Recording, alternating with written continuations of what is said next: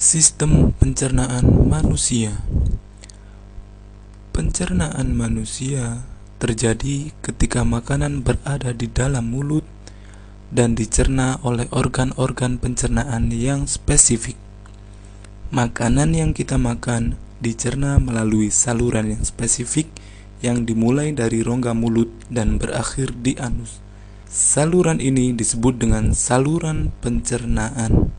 Saluran pencernaan terdiri dari buccal cavity atau rongga mulut, esophagus atau kerongkongan, stomach atau lambung, large intestine atau usus besar, small intestine atau usus halus, rectum, dan anus. Makanan akan dicerna secara berurutan melalui saluran pencernaan. Mencerna makanan menggunakan saliva yang disekresi oleh kelenjar ludah, liver, dan pankreas yang berada di dalam organ pencernaan. Mulut dan rongga mulut. Proses memakan pada manusia terjadi di mulut. Di mulut terjadi proses mengunyah, yaitu mencerna makanan yang dibutuhkan saat pencernaan di dalam mulut.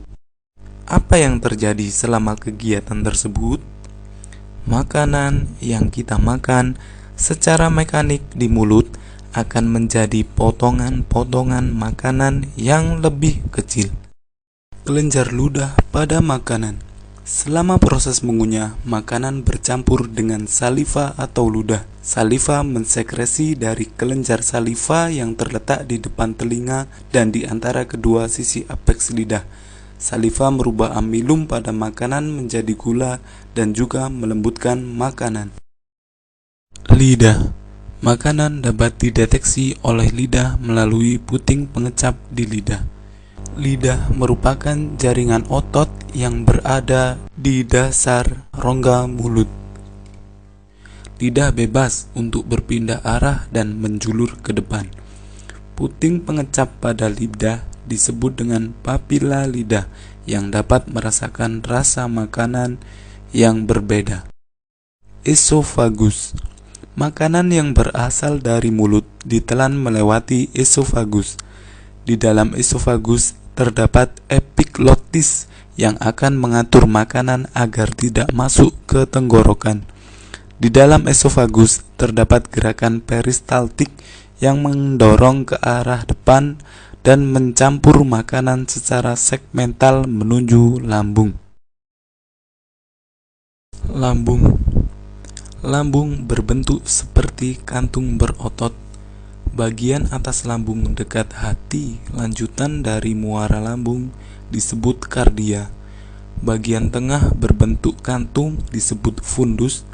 Bagian bawah dekat usus disebut pilorus. Di dalam lambung, makanan tercerna secara kimiawi. Makanan bercampur dengan mukus. Getah lambung terdiri atas air, asam lambung atau asam klorida, serta enzim pencernaan yaitu pepsin, renin, dan lipase. Asam klorida atau HCl disekresikan oleh kelenjar korpus lambung yang berfungsi membunuh bakteri yang ditelan pada makanan. HCl juga berperan dalam proses pengaktifan pepsinogen menjadi pepsin. Renin merupakan protein yang berperan saat penggumpalan susu sehingga dicerna dalam lambung. Proses pencernaan mekanik terjadi karena dinding lambung tersusun dari otot yang mengalami fase kontraksi dan relaksasi. Kontraksi tersebut mengakibatkan gerakan peristaltik. Gerakan ini menyebabkan makanan yang telah bercampur dengan enzim akan dikeluarkan dari lambung menuju usus halus melewati sphincter pilorus. Substansi yang diserap di lambung pada lemak seperti alkohol dan aspirin. Usus halus. Usus halus merupakan saluran paling panjang sekitar 7,5 meter. proses pencernaan berlangsung secara kimiawi dengan bantuan senyawa kimia oleh usus halus serta dari kelenjar pankreas yang dilepas ke usus halus. Hati merupakan kelenjar terbesar pada tubuh manusia yang terletak di atas lambung sebelah kanan dan berwarna coklat. Hati mensekresi cairan yang berasal dari kantung empedu atau gallbladder. Kantung empedu berwarna kehijauan yang berfungsi mengemulsi lemak dan menetralkan asam. Pankreas berbentuk seperti daun dan berwarna keabu-abuan yang terletak di bawah lambung. Pankreas menghasilkan getah pankreas yang terdiri atas air, garam, sodium bikarbonat, dan enzim. Enzim tersebut adalah amilase, lipase, dan tripsinogen yang belum aktif. Amilase berperan memecah zat tepung menjadi gula, lipase berperan memecah lemak menjadi asam lemak, sedangkan tripsinogen berubah menjadi tripsin, dan tripsin memecah protein menjadi peptid dan amino. Makanan yang telah dicerna siap untuk diedarkan oleh darah. Penyerapan sari-sari makanan berada di usus halus.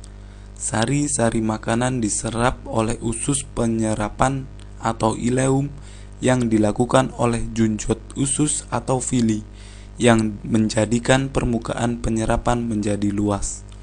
Vili tersusun oleh pembuluh darah, pembuluh limfa atau lakteal, dan sel epitelium. Zat-zat seperti asam amino, glukosa, vitamin, dan mineral diserap oleh pembuluh darah yang berada pada vili. Darah yang mengandung sari-sari makanan diedarkan menuju hati untuk disimpan, dan yang lainnya diedarkan ke seluruh tubuh. Proses ini disebut dengan penyerapan. Makanan yang tidak tercerna dan terserap menuju ke usus besar. Usus besar merupakan persambungan usus halus yang memiliki panjang sekitar 1,5 meter. Ada dua gerakan pada usus besar, yaitu mencampur dan mendorong. Fungsi usus besar adalah mengontrol kadar air sisa makanan. Air sisa makanan berlebihan akan diserap kembali atau reabsorpsi, sedangkan bila kurang akan ditambah. Di dalam usus besar tidak ada pencernaan kecuali dari bakteri. Pada usus besar terjadi proses pembentukan feses yang selanjutnya dibuang melalui anus. Sebelum dibuang, feses terkumpul dalam rektum yang merupakan bagian akhir dari usus besar.